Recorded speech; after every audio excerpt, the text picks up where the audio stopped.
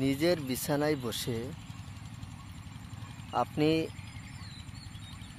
শুধু 3টি কথা বলবেন। অবশ্যই আপনি বুঝতে পারবেন বা জানতে পারবেন যে কাজের কতটুকু ক্ষমতা। নিজের বিছানায় বসে আপনি যাকে চাইবেন তাকে আপনি পাবেন। যার কথা মনস্থ করবেন, যার কথা আপনি ভাববেন, আপনি তাকে পাবেন।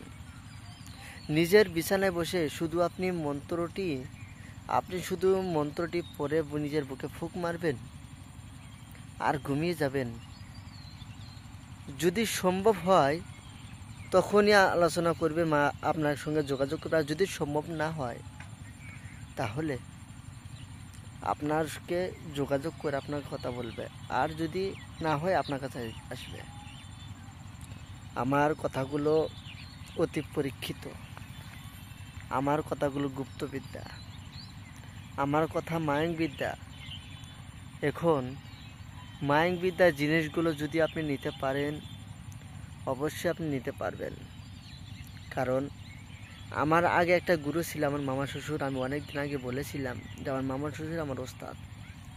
উনি কিন্তু আমাকে সব জিনিস দিয়েছে বা শিখিয়ে দিয়েছে।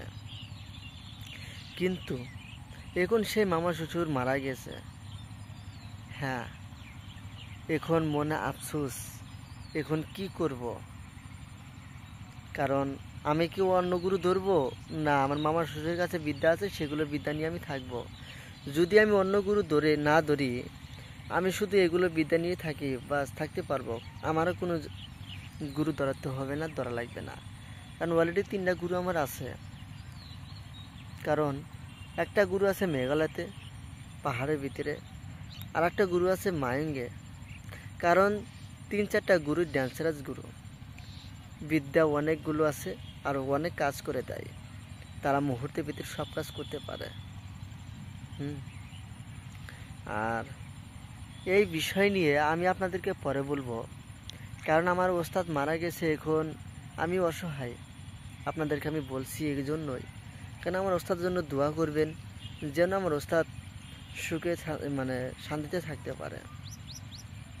তো যাই হোক, আমি আপনাদেরকে বিদ্যাগুলো যে দিব, সেই বিদ্যাগুলো আপনাদের কাজ করবেন। কীভাবে করবেন, কোন নিয়মে করবেন, কোন সময় করবেন, সমস্ত কিছু আমরা আপনাকে বলে দিচ্ছি। আপনি সর্বপ্রথম মন্ত্রটি মুখস্থ করবেন। হ্যাঁ, আমি বলে দিচ্ছি। মন্ত্রটি আপনি যে কোনো সময় মুখস্থ করতে পারেন, করে নিন শনিবার ও মঙ্গলবারে। তাহলে মন্ত্রটি দেখে নিন।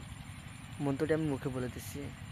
ক্রিং গ্রিং জং রং, ক্রিং গ্রিং জং রং। আপনি নিজের বিছানায় বসে আপনি এই মন্ত্রখানা একবার বলবেন, একবার বুকে ফুঁক দিবেন, আবার বলুন, আবার বুকে ফুঁ, আবার মন্ত্র বলবেন, আবার বুকে ফুঁ। 3বার মন্ত্র, 3বার বুকে ফুঁক দিয়ে আপনি ঘুমিয়ে যাবেন, তারপরে দেখবেন। তো যাই হোক, যদি আমার ডায়েরি নেওয়ার ইচ্ছা থাকে অবশ্যই আপনি যোগাযোগ করে নিতে পারেন। আমি নতুন ডায়েরি সংগ্রহ করে রেখেছি। হ্যাঁ, আপনাদেরকে আমি দিব। যদি নেওয়ার ইচ্ছুক থাকে অবশ্যই নেবেন। আমার চন্ডাল হারের কতটুকু ক্ষমতা আপনি নিজে দেখে তারপরে আপনি নিতে পারেন। তো সকলে ভালো থাকবেন, সুস্থ থাকবেন। ধন্যবাদ।